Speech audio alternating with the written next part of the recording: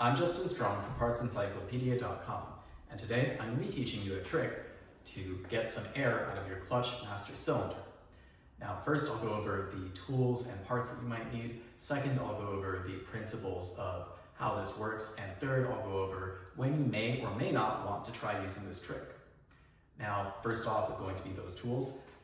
So to do this, you're not going to need any parts. This is a part-free thing, but you are going to need either a pair of vice grips, and you likely already have one of these, but if you don't already, I'm going to go ahead and link the ones that I bought from Amazon in the description. And if you don't have one of these, actually what I would recommend buying instead of one of these is a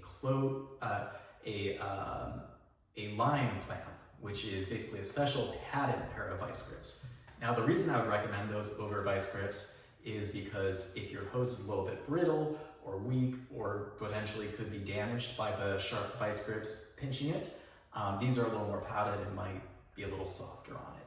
However, what I just did for this project, and if you already own a pair of vice grips, what I strongly recommend doing is just taking some paper towels and sticking them in the vice grips so that it's a little bit padded so you don't damage the clutch line and have to replace that. Now, the basic principle of this is basically what we're going to be doing is we're going to find our brake fluid reservoir, which on this BMW E90, which is the car we're working with today, and this will apply to all vehicles that have a manual transmission like the E90, so it's not E90 specific, but on this one, it's located right in front of the driver's window or driver's wheel.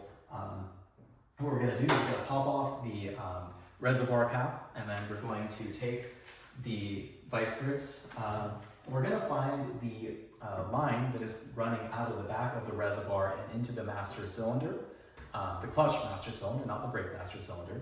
And all we're going to do is we're going to apply our vice grips, and we're going to want to adjust our vice grips roughly to about this much so that it will clamp the hose without totally crushing it, but enough to form a fluid-tight seal or an airtight seal.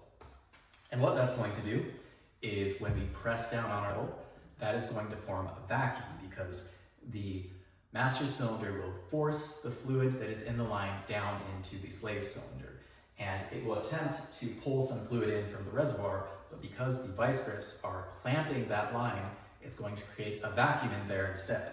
And any air that might be stuck inside of your master cylinder, hopefully, is going to be drawn out into the vacuum, and then when you release the vice grips, it can be released into the reservoir. And you're going to perform this a few times. You will press the pedal with the vice grips applied.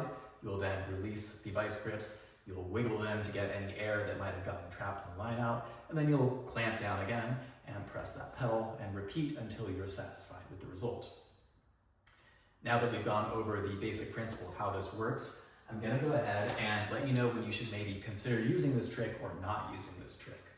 Now, I did this after running a lot of air into my system because my pressure bleeder ran out of fluid, or more specifically, I forgot to check the level of fluid in my pressure bleeder and I fucked up.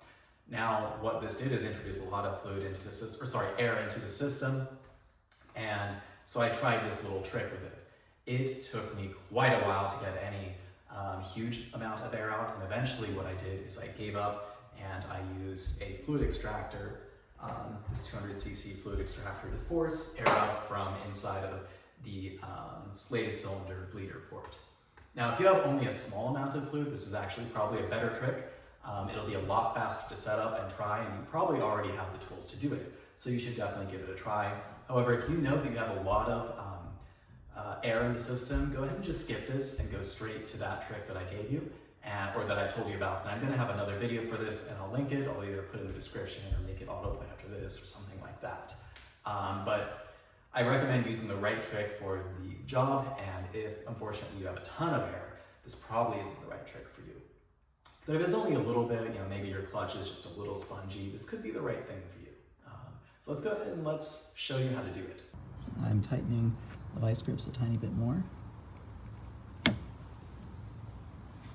let's go for another press of the pedal.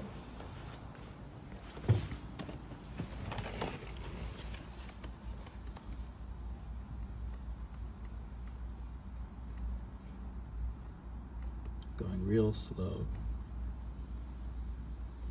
Kind of, I can't go smoother though, it's jittery. Okay, getting towards the end of the travel.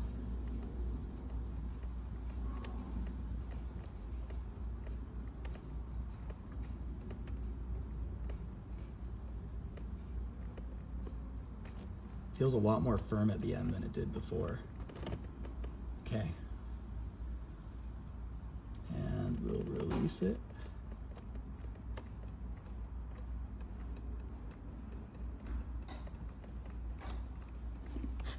Okay.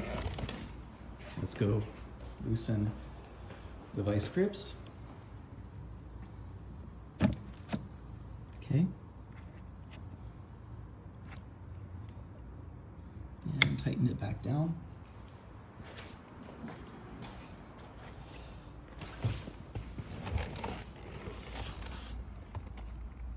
Nice and slow. Resisting the temptation to go fast.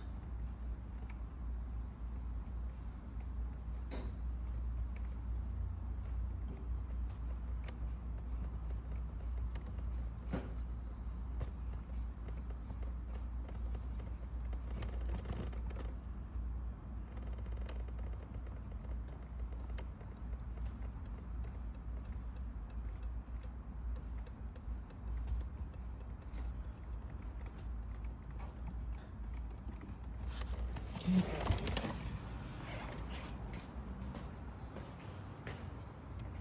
And I'm releasing. I'd like to give thanks and credit to the people who helped me to learn about this. So thank you to Run and Rich on E90 Post for recommending this trick to me.